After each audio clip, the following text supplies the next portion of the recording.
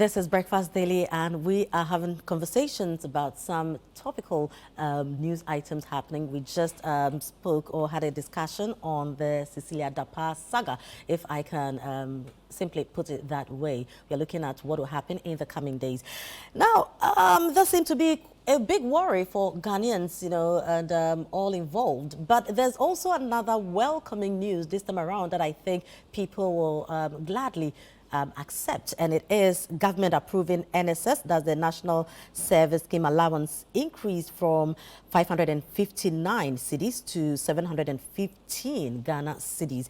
Now, the story is on Citi Newsroom by Kaba Atawoji. Now, it reads, management of the National Service Scheme, NSS, has announced an increase in the monthly allowance for personnel of the scheme. A statement issued by the Corporate Affairs Directorate of the scheme disclosed that government has given clearance for the allowance to be increased from 559.04 cedis to 715.57 cedis effective January 2023. The NSS allowance was last adjusted in January 2017 from 350 cedis to 559 cedis. The statement assured that all national service personnel who are currently in active service are entitled to arrears for the difference in the upward adjustment from January 2023 and would be paid accordingly. So it comes with a statement. Just quickly going through the statement. The management of the National Service Scheme has assured government approval for upward adjustment of monthly allowance for national service personnel from 559 to 715 cedis with effect from January 2023. The approval, which was contained in a letter dated 18th July 2023 and signed by the Deputy Minister for Finance, Honorable Abna Osei-Asare MP, was as a result of series of engagements between National Service Scheme, Fair Wages and Salaries Commission and the Ministry of Finance. The letter also directed the Controller and Accountant General to give effect to the new levels of the personnel allowances. In effect, all national service personnel who are currently in active service are entitled to arrears for the difference in the upward adjustment from January 2023 and would be paid accordingly. Management therefore urges all national service personnel to exercise patience as the necessary administrative processes are being concluded to have all the arrears duly paid. Thank you.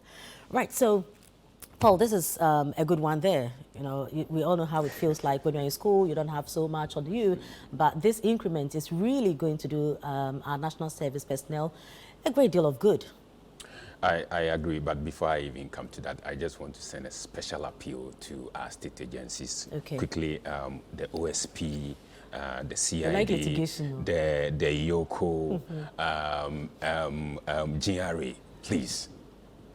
We do not have much time on our hands as far as this case is concerned. We want to get to the bottom of it. So please, they should attach that sense of urgency in getting this issue resolved immediately. They will do that. Having said that, yes. I think it's a welcoming news, something we should all embrace.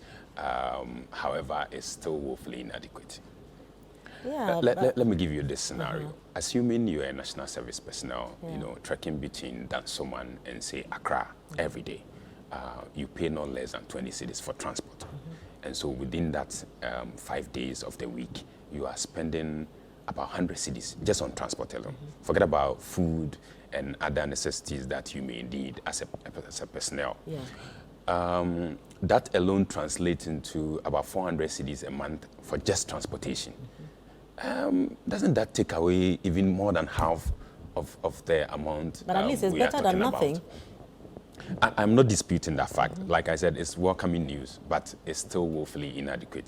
Look at the rate of inflation now, hovering somewhere around 43–45%, and you have service personnel taking 555. Come on. But now 715. That was. And they will be back pay. Fortunately, they are going to get their arrears, exactly. Which, like I said, is good news. We hope that government will still take a second look at it. Maybe peg it somewhere around 1,000 cedis. Their colleagues in the private sector, are rather taking a bit more than those in the public side. And so usually there's that rush, if you like, to want to have your service done at some of these private entities rather than serve you know, in the remote areas of the public. So everyone is pushing to be in Accra. Yeah. Imagine somebody who has been posted to, say, Accra from the north.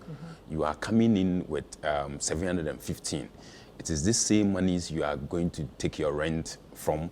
It is this same monies you are going to take your transportation and what have you from. So back in the day when I was an executive of NASPA, NASPA, I'm sure you know, National Service Personnel Association. Yeah. We did send some proposals to the Secretariat to consider. One is a housing scheme, some form of a hostel that can be built so that when these service personnel are posted from other regions and then they come, even if they have to pay, it wouldn't be as going to rent space for exactly. yourself. So they can begin to put up some form of hostels to accommodate our junior brothers and sisters who will be posted from other regions.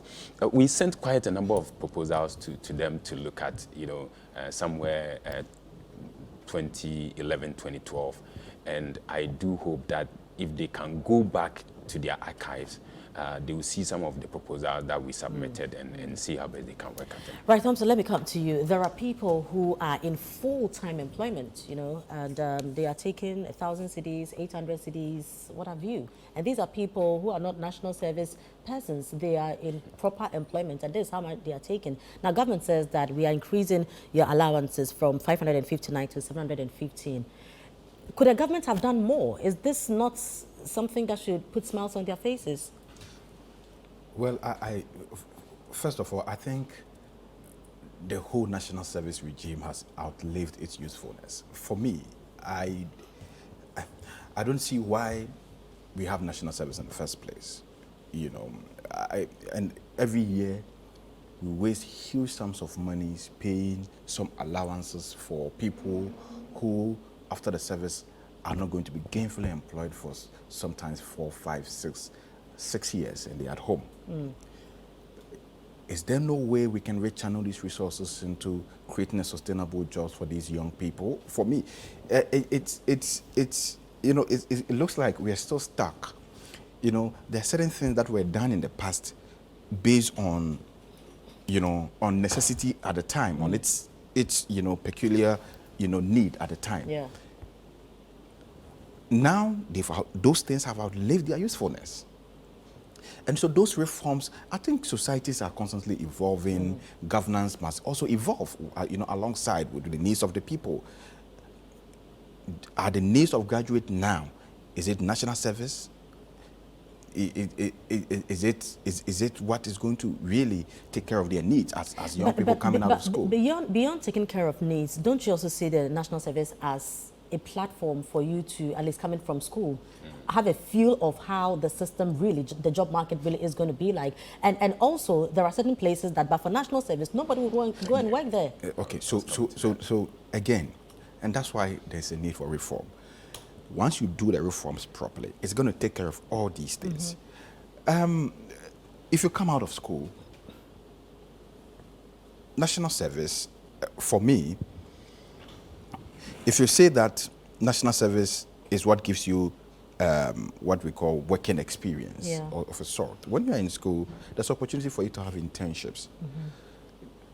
Let's look at the output of national service personnel. Are they being utilized properly? Because of the temporariness of their stay in these firms, a huge chunk of them are not put into any productive use. And some just even go to places they say there is no space. They go and they hang around, and every month they go and collect money and they go and sit home. There's so much challenges with these whole processes, which I think, we just implement policies. We sit back and think that, oh, this is a policy, it must work, and this is what we've been doing over time, so it must continue. But Thompson, others have also gained jobs, you know, out of national service. I am not disproving. I'm not disproving that national service has been beneficial in the past. No. What I'm saying is that our society is evolving. There are real challenges that are facing graduates now, and one of the key problem is finding jobs after school, and the solution is not national service. How many percentage? How many percentage of national service people are gainfully employed every year? Do we have the data? How many of them? Every year, government posts about 100,000 national service personnel across the country. How many of them get retained? How many? Again, what is the level? Have we measured the output in terms of what the contribution of service personnel in terms of output to the workforce? What, how are they being utilized? I don't like policies we just implement and say, okay, everybody assume that it is working. There must be proper audit. There must be proper interrogation to see whether indeed this thing is working. And this must cut across. Yes, it must cut across. And I'm looking at the opportunity cost of the millions government sinks into a national service scheme every year, and say, look, if I put this resources, okay, into a more productive activity, how many young people can I employ right after school? So, again, if government wants young people to, to gain some, the entire education reform must happen within, the confines of industry and academia, and see how, when even people are in school, people don't wait after school before they want to gain employable skills. Now, but, I will come back to you. I mean, when you say that national service, in modern days has outlived its usefulness, I would want to know what else we can do that you think maybe government can apply ABC just to make the graduates, a very attractive person when it comes to job opportunities. What they need are jobs. Hold on, I'll come back to you. You wanted to say something, okay, Paul. Let me just interject quickly. Yes. I just want to differ a bit with Thompson. Yes. But you see, I wouldn't say national service has outlived its usefulness, if you ask me personally. What's its importance today? During my time, I'll just use my time to enrich the conversation. How long ago was this? This was about 11, 12 years ago. Okay. At Tema Metropolitan Assembly, I would normally go around 6 a.m., hang around till somewhere 10. That's where you see the people coming in, offices being open here and there.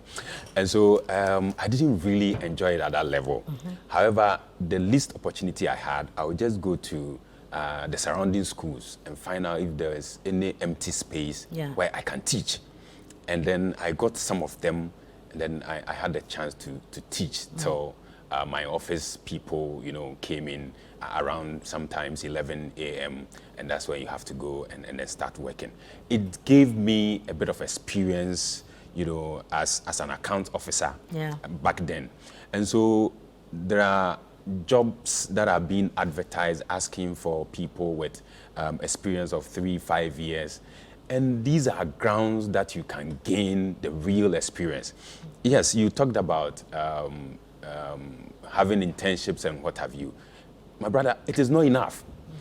Listen, when you go and then you speak to the corporate world, they tell you that your products that are churned out from your educational institutions are not equipped enough. So they have to spend extra in training these people to the level that they want. And so if at the end of the day we have to spend so much on personnel to fit into our corporate strategy, then it will mean that the experience that they are gaining on the ground is equally important.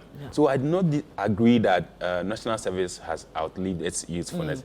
It is indeed serving a purpose. However, I agree on the point that certain reforms has to come in that will, see national service as national service. So in the absence of national service, what should we do? I stand by my position. I think national service has absolutely outlived its usefulness. It serves absolutely no purpose in the current, employment. But you and I know that the jobs are not there, and that's the hard fact. Yeah, the job. So we should accept that the jobs are not there. No, so is that not why we should give them some kind of practical tutorials with national service? You see the problem. we look at a larger problem and we say, oh, there's this larger problem. And instead of solving the problem, we say, oh, let's provide some small antidote to relieve the problem. We need to begin to tackle this unemployment issue head on.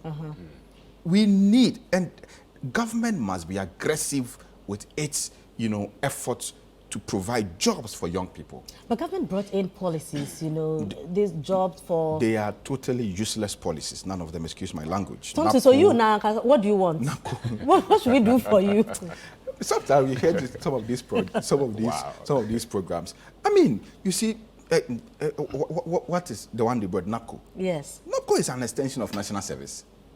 It was just an extension of national service. But it is employment. It's not employment. It is giving you... Frema, you know what employment is, please.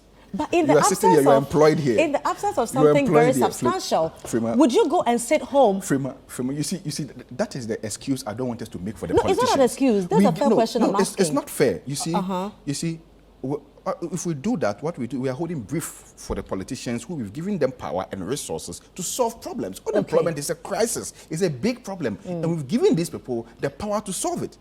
If they are not able to solve it, they must begin to look at how to solve the problem instead of providing remedies such as national service to contain the situation for 1 year, and after 1 year, the people just go sit home doing nothing.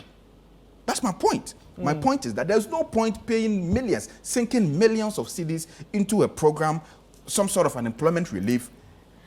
National service is more like unemployment benefit for people graduate right after school. And after school, they go sit home 7 years looking for jobs that are not there. And I'm saying that, hold on, come up with policies, sink these millions you are sinking into national service or whatever you call it. Into something like what? There are government entities, there are state-owned enterprises. Those monies could go in as investments. Okay. Governments can come with innovative ways. And I always say that, look, unemployment has an inverse relationship with government revenue. The more unemployment there is, the less revenue government gets. Mind you, anybody who is employed pays income tax to the government. Yeah. And so, if you're a government, your job is to create opportunity for people to be employed, either directly or indirectly. The private sector are there. Government must allocate quotas to the private sectors on the number of people they should employ every year. And in exchange for the employment, government will give them tax rebate, tax incentives, and other opportunities.